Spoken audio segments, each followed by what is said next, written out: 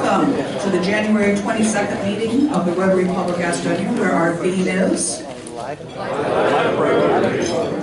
please pass the cart buckets and turn off any noise makers. Karen Petrie will come to the front and lead us in the song and pledge.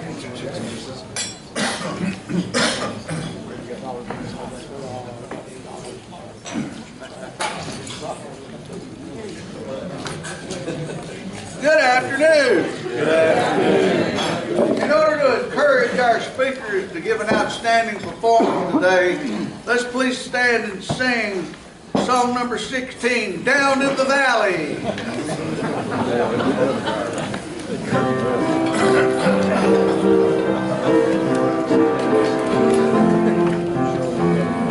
Down in the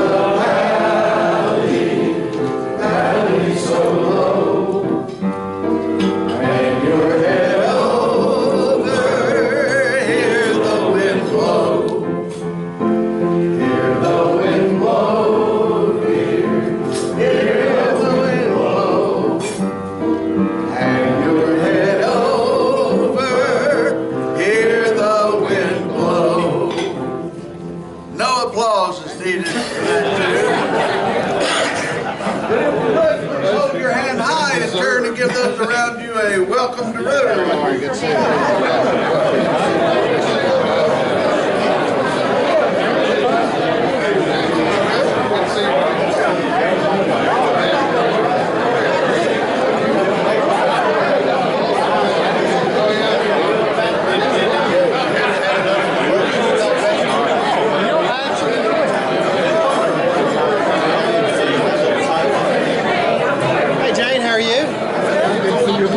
Just right after? I do. Okay, let's see. I remember.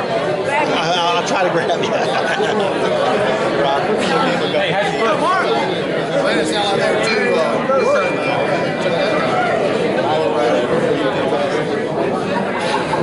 if they do, that's okay. Just know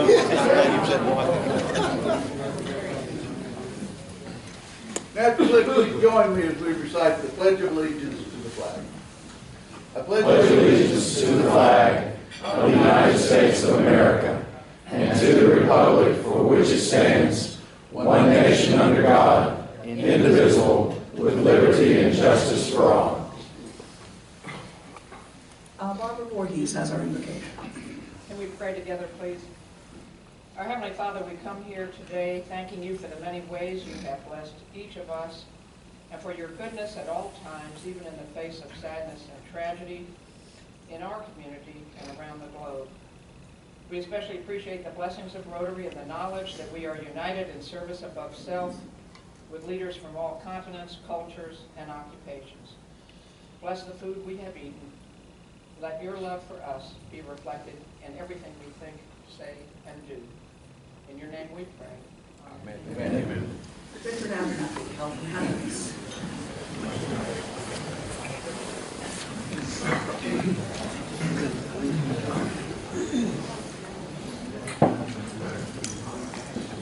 Good afternoon. Good afternoon. We have one visiting Rotarian, Juana Jim Thunderbird from the Monday Club. Juana, would you stand up and be identified? Has he left already? I think he went back. He said, see me across the hall to me. Back over there. If you need Buck Hunting Band, talk to Jim. He'll stay out of the room. Are there any guests of Rotarians? Yes, sir. That was my guest today, my dad, Greg Sherry.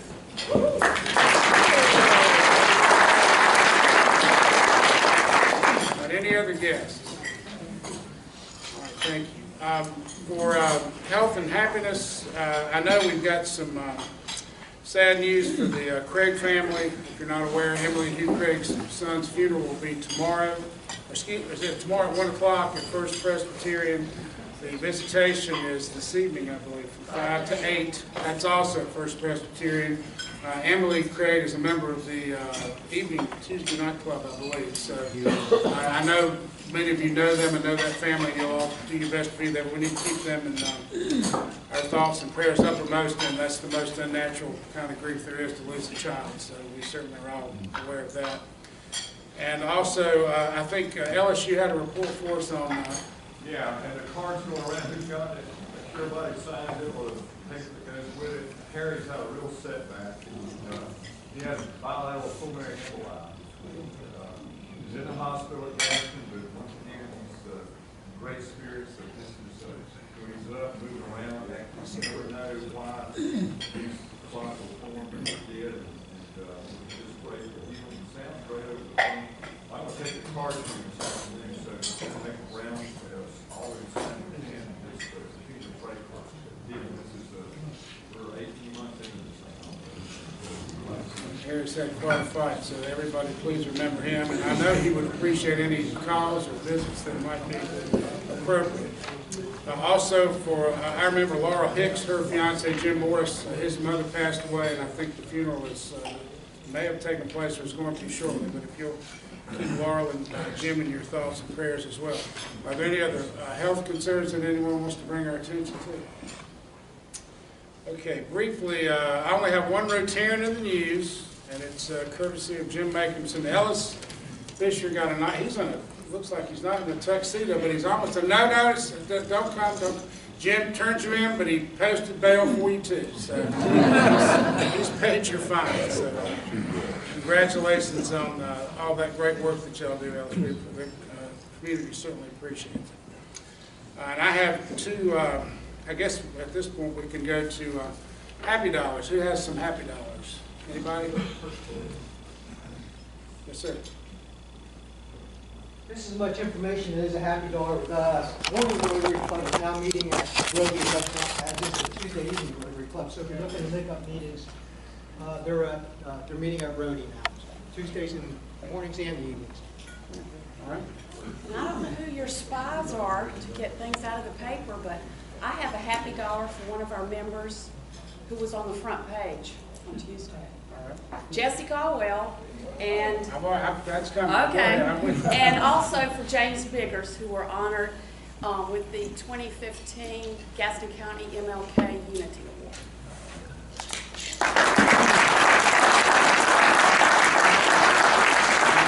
Two Happy Dollars, one for Jesse and one for our fellow Rotarian, T.J. Solomon, who is a past recipient who presented Jesse with his award on Monday. Certainly, congratulations to them. That's a very great honor.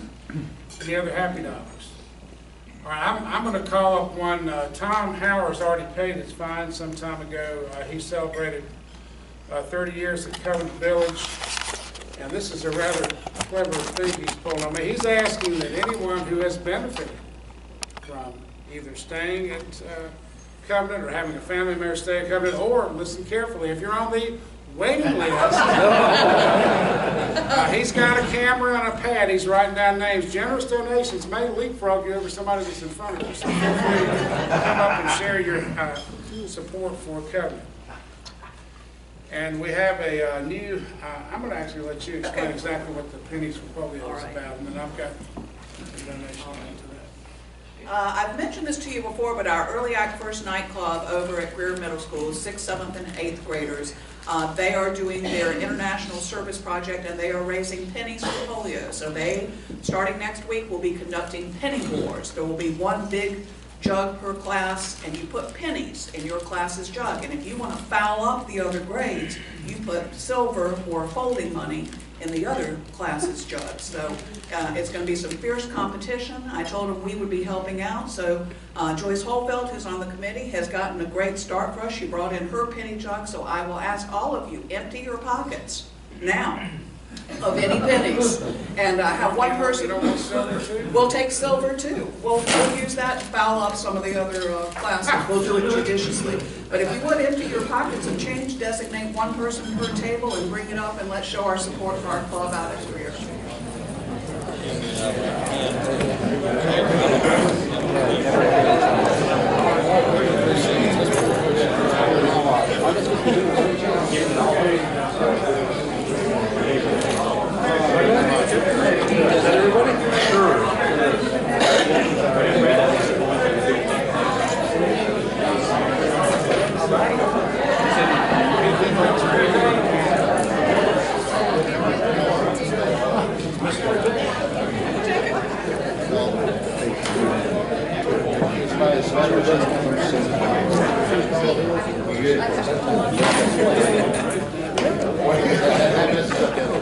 Give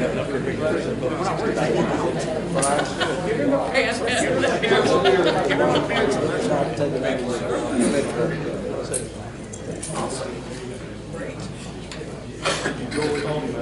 Yeah. They prefer money that doesn't make any noise, is what I think. Silence. Nothing will be turned on.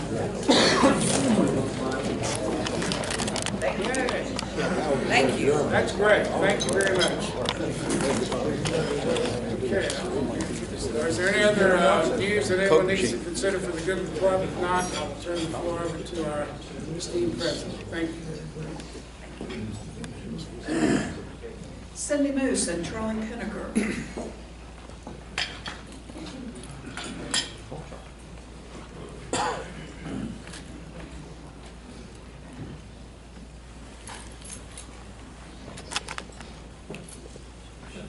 All right, everyone, mark your calendars for Tuesday evening, April the 14th, 5:30 p.m. That will be the time that we will hold our Light Up Lampshade Raffle and Auction event. Coming soon, you are going to have the opportunity to purchase tickets and to hopefully win one of the most unique and beautiful and original pieces of art in the form of a lampshade. Now, I know some of you guys are, ugh, lampshade, why lampshade? Well, this is a literacy project. It's been quite a while. Oh, we're going to have a good time. Dick Farrell pointed out April the 14th. He knows what he's going to be doing rather than attending the event. But I'm thinking he'll be happy to finish his work by midnight if he drops in for just a little while. So anyway, guys, this means that for $20, you have the opportunity to have a beautiful piece of original art in your home. You can't have a more economical and beautiful piece than that. But anyway, the Lamp of Knowledge is our inspiration for the Literacy Project and the lampshade. Our artist-in-chief, Merriman Cleveland, is going to be displaying the lampshades throughout our sale at the Hive. We'll have tickets for sale at meetings, probably beginning about mid-February, and folks will be able to purchase tickets also at the Hive. View them. We'll have some tickets. We will have some flyers that show what they look like. The shades that have come in thus far are truly beautiful as well as unique. Our partners in the event are the Gaston Arts community. We have 10 artists who graciously agreed to produce these original pieces for us. The ones that we have seen thus far, they are outstanding. And then also, we are pleased to partner with the City of Gastonia Parks and Rec Department. The more of those tickets that we sell, the more Rotary book stops we are going to be able to build and install and stock in public places here in Gastonia. People who are on this literacy project committee just know that the phone calls are forthcoming. There's a job for everybody. Beyond the committee, there are going to be jobs for many, many Rotarians in this club, and we hope that you'll answer our call. Right now, we want to call on Charlie. Charlie's been busy creating the prototype for our book stops, and he's going to show off now.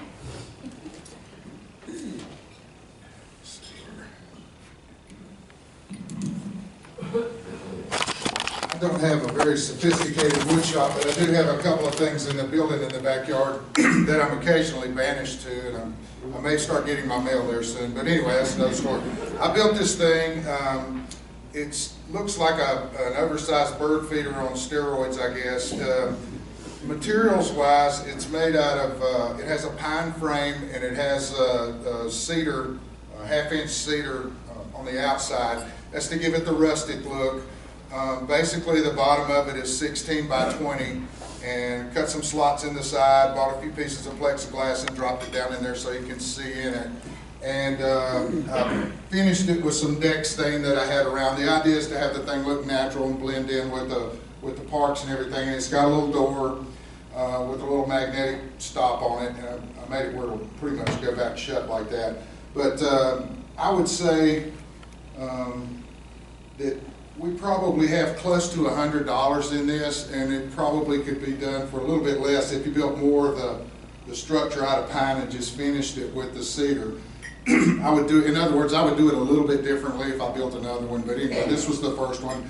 Also took my router and made the top of it look like a book spline, just for a little literacy touch there on the top, and I had a few shingles laying around. It's made to sit on a 4x4 post.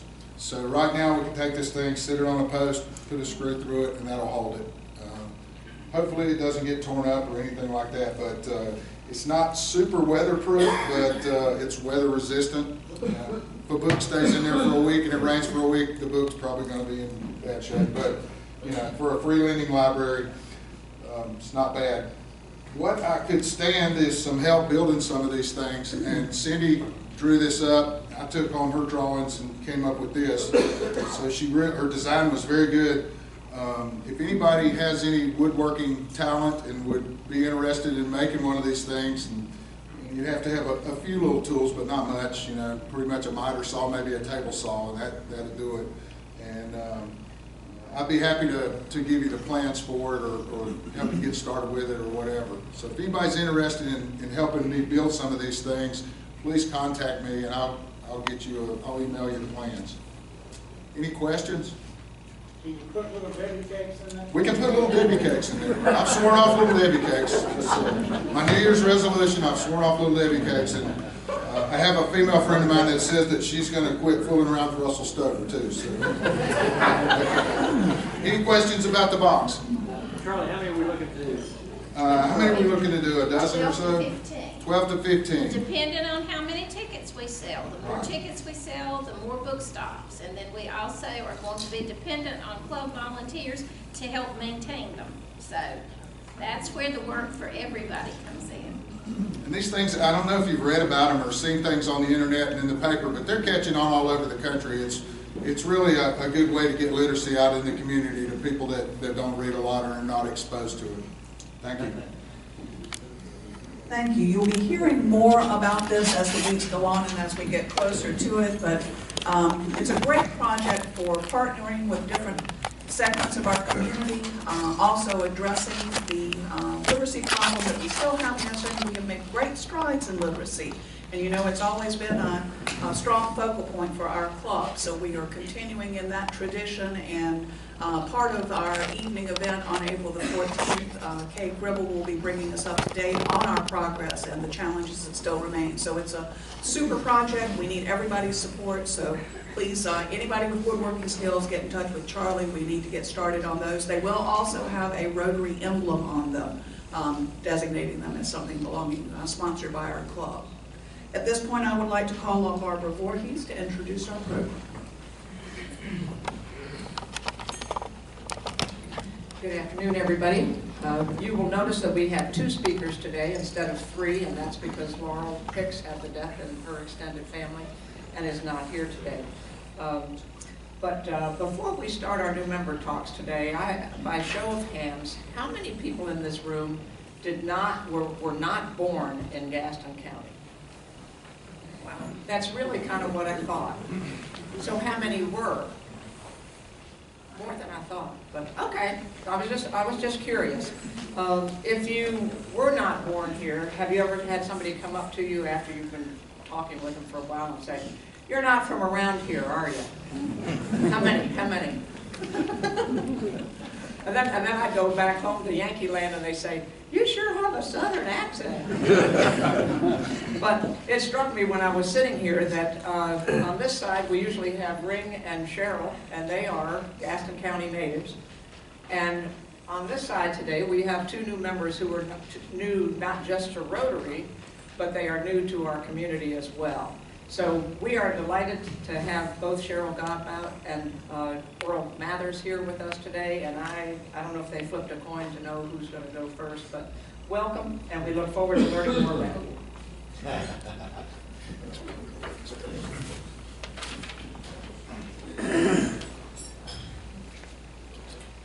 Well, good afternoon. It's really a pleasure to be here. You know, I have had the honor of serving as a Rotarian in Wyoming and also, interestingly enough, in Lithuania.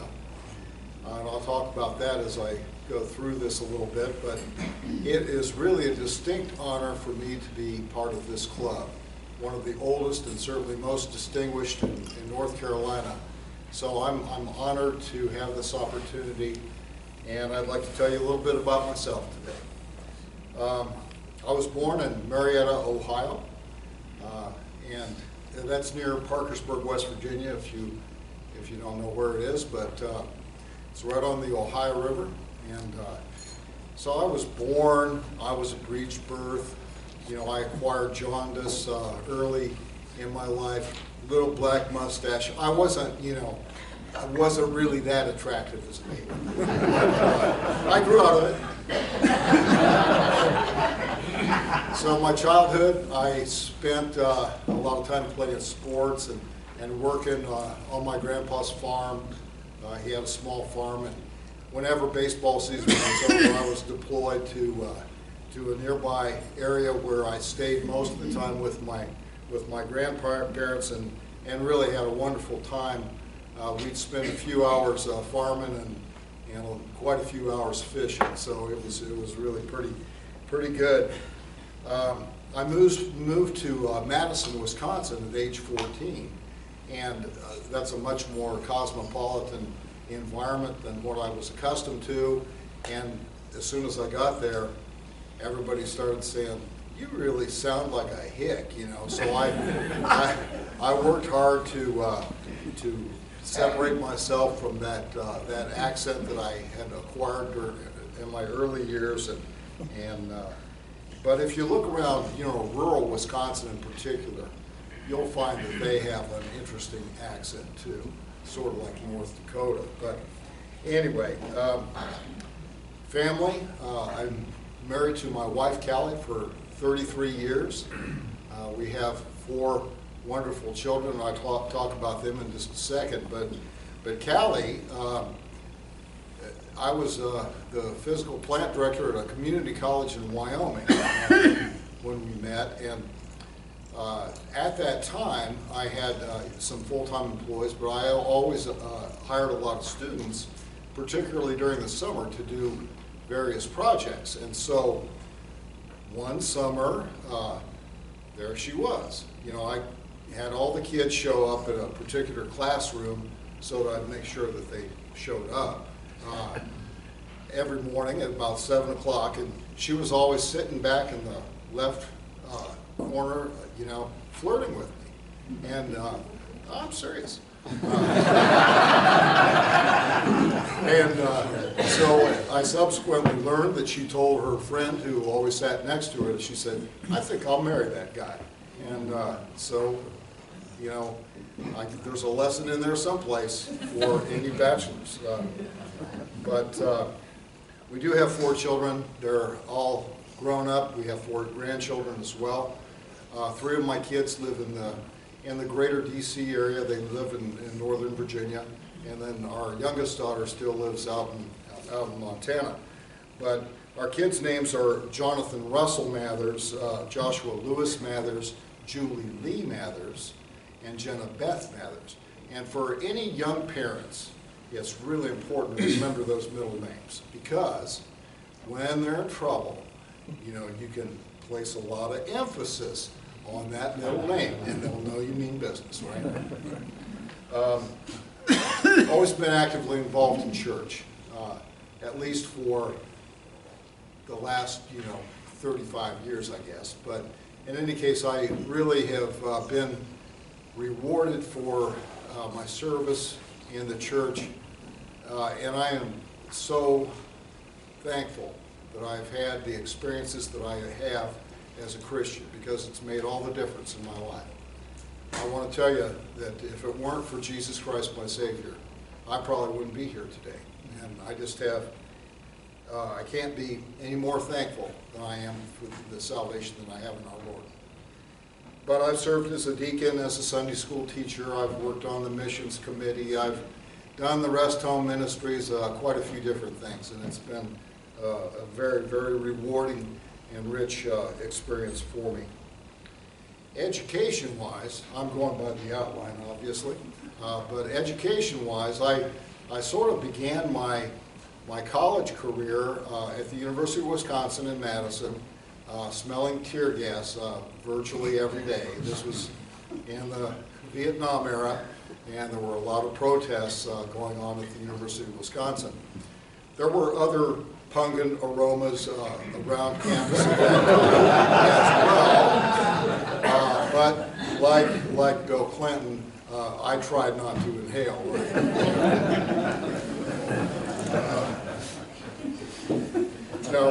I moved on from the University of Wisconsin. I did my first 2 years of undergrad there, completed my undergraduate studies at the University of Montana, and then graduate study at the University of Wyoming. Now I've taken various certifications and stuff that, a county manager might be interested in, like, economic development, finance, and that kind of thing. So I've had a rounded, I guess, educational career, and it's been rewarding as well.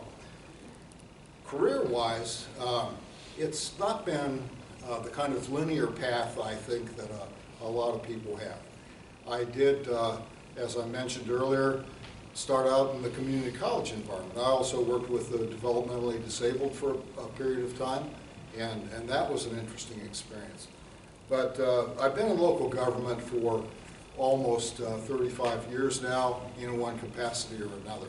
Mostly I began in Wyoming, where I worked in several different communities and worked through a series of different jobs, a lot of it in economic and community development, as well as city and county management. So that was a good experience, but somewhere along about the early 90s, I was contacted by the governor's office in Wyoming, and they said, these folks in Washington are interested in sending some local government folks to Russia to do training. And so I was selected to do that, and began to do some short-term assignments in Russia, primarily training people in economic development. So that was quite an interesting experience, and I learned a lot of things through that, but one of the things that I learned is that, we were far more afraid of the Russians than we had any right in being, because their infrastructure was so poor in comparison with what we had in the United States, and their processes were hopelessly behind the times. So we really didn't have as much to fear as we thought during those Cold War days. But I enjoyed the experiences in Russia very much, and that subsequently led to an offer for a long-term assignment in Lithuania, where I worked for several years with my whole family in tow. We lived in Lithuania, and I worked with local governments trying to develop their capacity so that they could become more democratic in their approaches to local governance. And that, again, was a great experience, one that I benefited from enormously. I continued to do international work for some years after that in various places around the world, especially, I guess, in the former Soviet Union, but also in the Middle East and various countries in Africa. Mostly short-term assignments, but I did do a year in Romania as well. So pretty good experiences there, but then I eventually went back to local government full-time and moved back out to Montana. That was about 9 years ago now. And part of the reason was that my parents were aging, and we certainly wanted to be closer to them. They lived in Cody, Wyoming, and so we were there to assist them, I guess, in some of their later years. So I had a great career so far, and I'm extremely pleased to be in Gaston County, and I'll tell you why in just a second. But hobbies are another thing I'm supposed to mention. I'm very interested in hiking and travel. We certainly still enjoy hunting and fishing, but not perhaps with the gusto that I once did. Gaston County, I'll tell you, this has been a tremendous experience in my first year or so that I've been here, and I knew it from the start.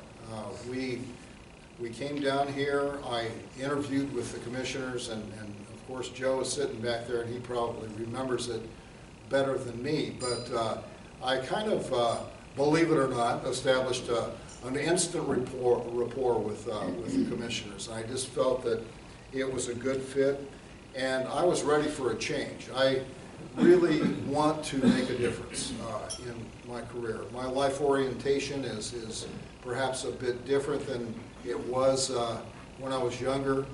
My ego, I guess, is held in check a little bit better than it used to be, and I just feel that this is a great opportunity for me to make a contribution to this community, and that's very important to me.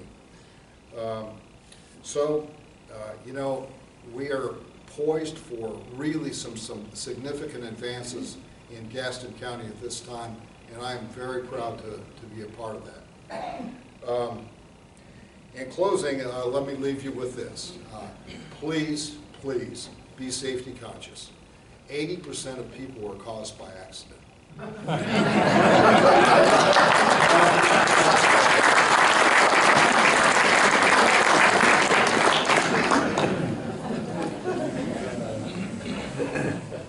All right, well, good afternoon. My name is Cheryl Godbout, and if I start right from the beginning, I was born in Massachusetts, and I'm the youngest of 4 children, but there's 7 years between my 3 brothers and myself. So when I was born, my parents didn't even consider a female name.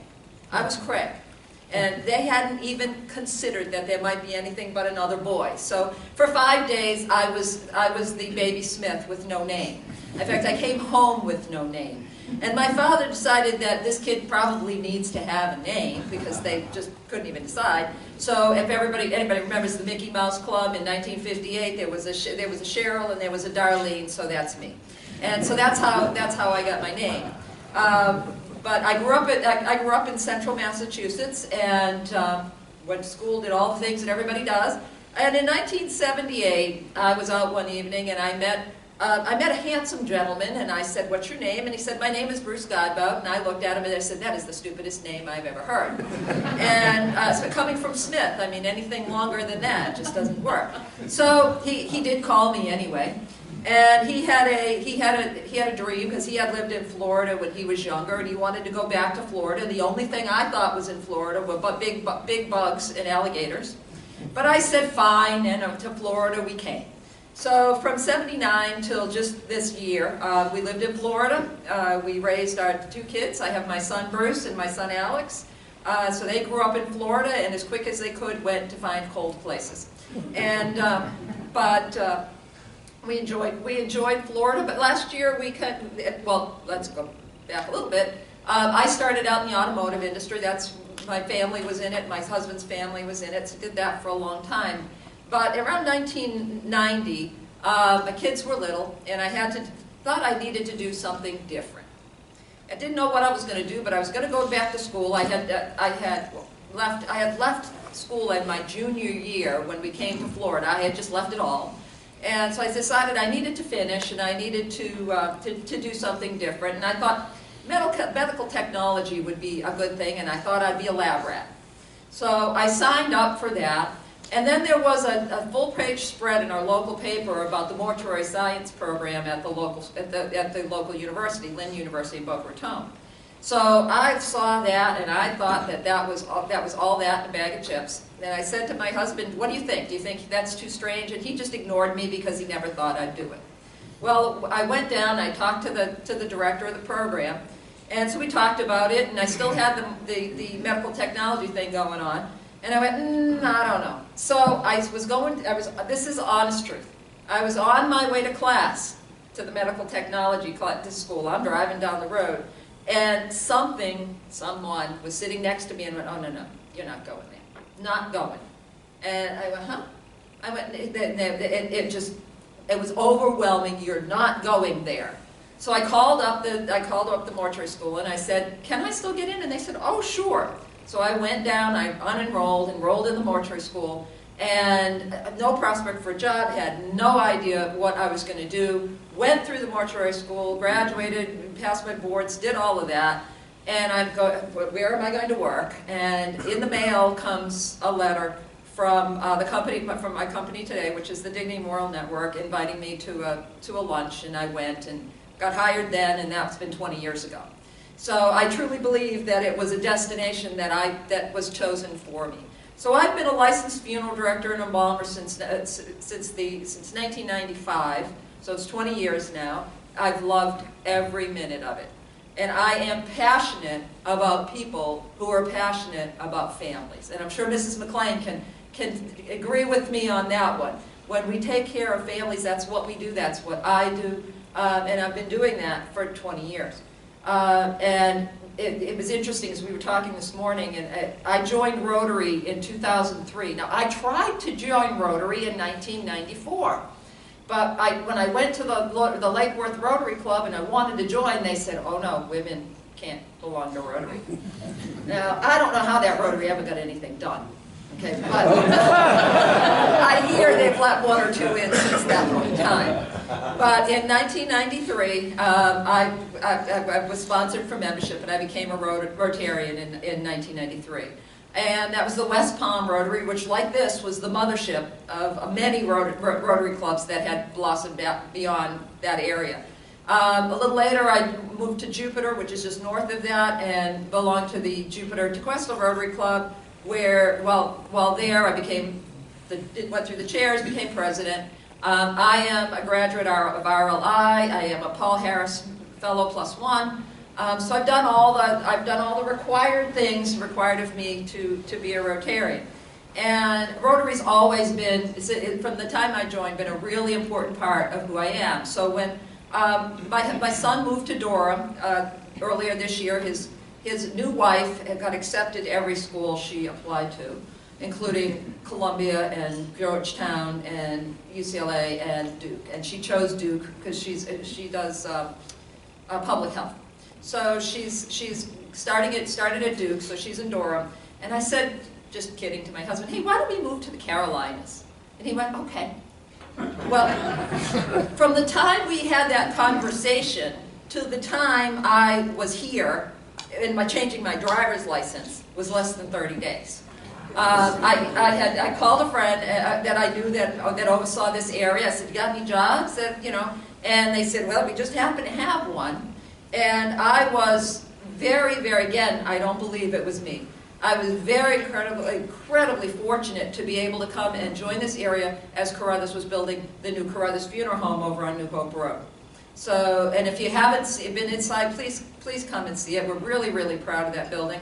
So I have the privilege of overseeing Carruthers Funeral Home, Gastonia Park, Hillcrest, and so that's my little group in the world. So we're very, very proud of that. So yeah, after being in Florida all those years, and I had one really overriding, besides my son, is I wanted to see a change in seasons. So I got to see fall. I was so excited, and you guys can't.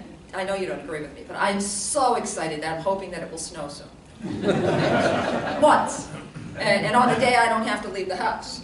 I'm not too looking forward to black ice, though. I hear about all that black ice. I'm not looking forward to that one. I will stay home for that one. And my son gave me these things for Christmas that you could put on your shoes so you can walk on the ice. I'm just so excited. And I bought something I hadn't seen in 30 years. I bought an ice scraper. Right? My kids didn't even know what those were. And they never saw one of those shovels that shaped like that, the square ones. Well, they do now because they live in other places. But anyway, so I'm finding I'm finding the lack of humidity in the winter, and hence why I don't look like that, because those curls don't work when it's not humid. And so that is me, by the way, in case you couldn't tell. That is me.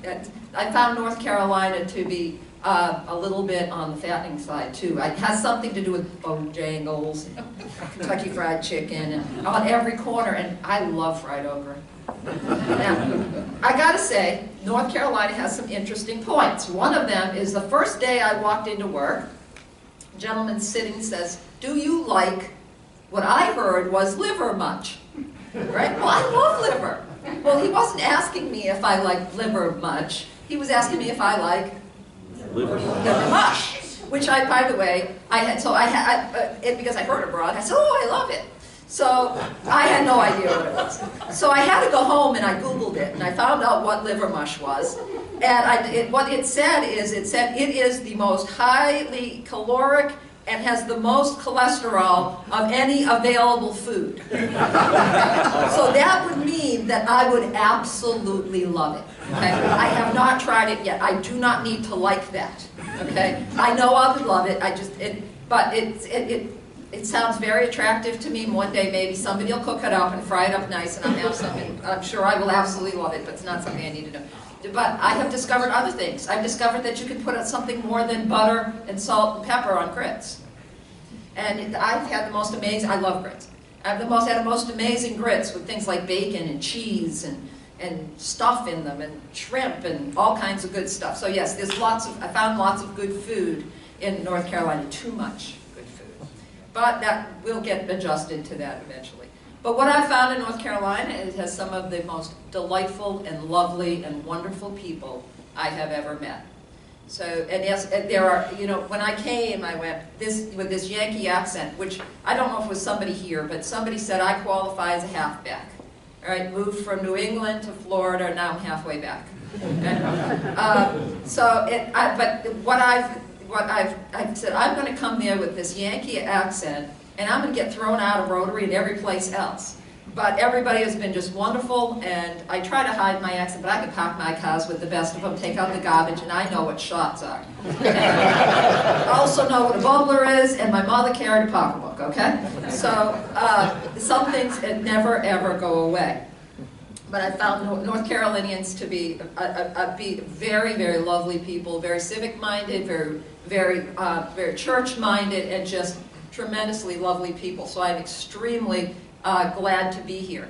And I moved here on a Thursday, and I think I put my application in for Rotary on Friday, and because it was the first thing. And on Monday, I think I did Leadership Gaston, which I'm also very excited. How many people in here are in Leadership Gaston? I know there's a few of us.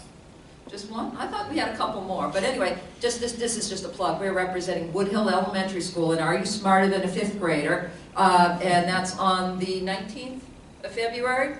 It's a Thursday. I think it's a Thursday. Anyway, please come and support them and support us. $4. Come on, for $4 a ticket, it is the cheapest entertainment value on a Thursday night you can possibly do. But anyway, that brings you up to date. I'm very, very happy to be, just thrilled to be a member of this club, to know all of you. It will take me probably 37 years to remember all your names and who you're attached to. And, but it's been my pleasure to be here, and very nice to know all of you. Thank you.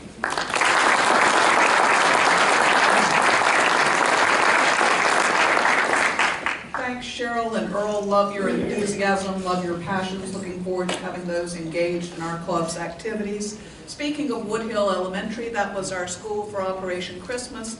Cheryl Rhodes, the other Cheryl, we're going to have to start numbering our Cheryls, brought in a stack of thank you cards from the students at Woodhill, and they are very charming and very moving. If you'd like to come and look at some of them, I will have them here up front. Thank you for your very generous contributions. Our Early Act Club is going to be thrilled. Thank you to our visitors and guests. Please come and join us anytime. If you'll stand, we'll be adjourned with the full weight test of the things we think, say, and do. Is it true? Is there a law concern? Will it build goodwill and better friendships? Will it be beneficial